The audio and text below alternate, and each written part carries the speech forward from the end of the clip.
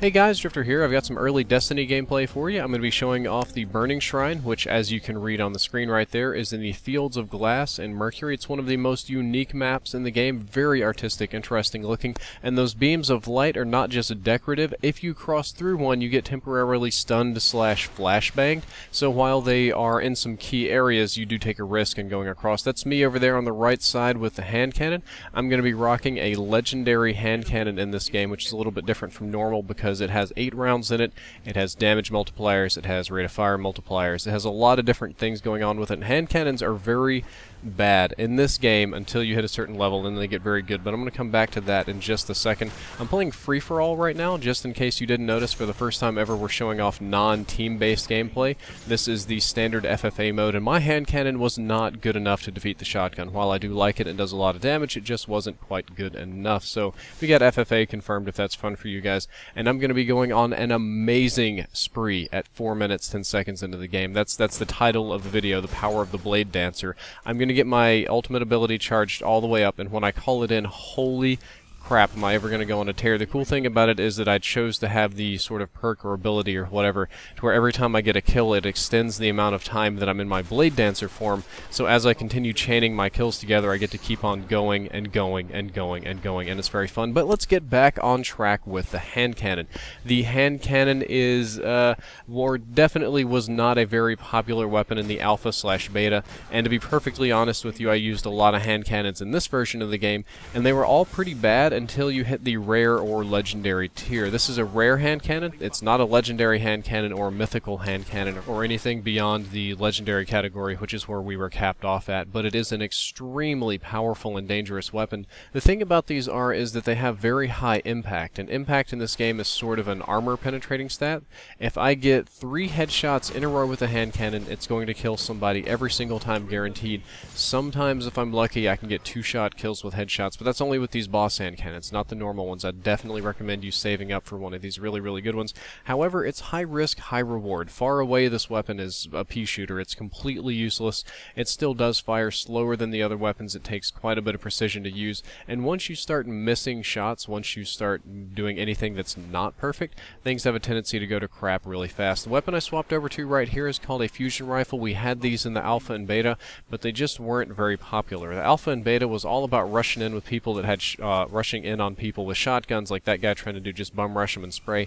But we found very quickly in the final build of the game that a decent leveled fusion rifle was going to be the weapon of choice. It's kind of like a shotgun plus. You charge it and then it shoots between 8 and 10 sort of dead ahead laser rounds, except it does kick, so you kind of have to aim down a little bit, and they have really big spread at long ranges. Oh, of course the rocket launcher's better, but that's special weapons, you don't get that. But the thing about the fusion rifle is that it just has more effective range than the shotguns, and you get some pretty nasty like one-shot kills at ranges with the fusion rifle. So what we had a tendency to do is kind of use the radar and like pre-charge the fusion rifle and just wait and kind of guess and see when people would be coming, and they'd rush in with the shotgun, usually sprinting so they couldn't turn, and we just pop them with the fusion rifle. Green Skull went on an absolute tear with this. You've seen him on my channel. You probably see him around anything Xbox related, which I'm going to get this. We're actually playing on Xbox One. I'm going to get to that next, but he got a fusion rifle that had the ability to where if you got a kill with one shot, the next shot would then deal more damage, and he just started chaining his kills together, and he got really, really ungodly. This is where my amazing spree starts. So I got very lucky and killed that guy right there with my knife and hand cannon. He set me on fire. My health bar is ticking down low. I barely managed to survive that. If he had done like just a smidgen more damage, I would have been gone. I'm playing it very conservative, waiting for my health to come back, but I'm about to call in my ultimate Bladedancer form and go on a tear. In this form, I receive less damage. I can dash in the air and I one-hit melee kill people. See this guy? But you do have to aim at them. Like, if you aim in the wrong direction, it's not going to do anything. So it does take a little bit of skill. That's 2. Every time I get a kill, my bar charges up a little bit. Got a little bit extra time there, but couldn't get anybody else. That was 4 with the Bladedancer, but very highly mobile, very good. And we're going to add insult to injury. Somebody came over here to bum rush me and get me, but they get the fusion rifle to the face. And I'm playing on Xbox One right now. Like, almost all of the Destiny gameplay you've seen so far has been PS4. It's a very PS4 heavy game. Bungie's developing for PS4. PS4 gets the DLC first. I'm buying the game on PlayStation 4, but I was fortunate enough to be able to play the Xbox One version. And I'm gonna tell you, there's almost no difference at all. Like, I was really expecting the Xbox One version to be kind of bad. I wasn't expecting the controls to work.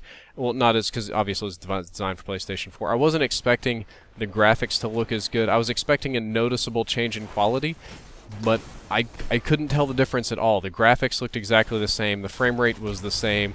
The resolution seemed the same. Everything seemed more or less the same on PlayStation 4 and Xbox One, and I guess that's a good thing. Nobody's getting the shaft this generation or on this game. Like, nobody's going to get the bad support, because the Xbox One version runs just fine, and most of the people at the event were more than happy to play on Xbox One since they were, you know, Call of Duty guys or whatever. Anyway, I will say that the game plays better as you level up. The early couple levels are a little bit on the boring side. We got that in the alpha and beta and stuff, but as you level up, you get a ton more unlocks, a ton more options, and they have a lot more counterplay. Like, the higher you go into the elementals and different stuff, you get a lot of things that can counter you or you countering other people, especially in team games. It gets very complicated, and I view that as being a very good thing. That's all from this video. I hope that you enjoyed it, and I hope that you learned something useful. If you did, don't forget to like, favorite, and subscribe. Drifter out.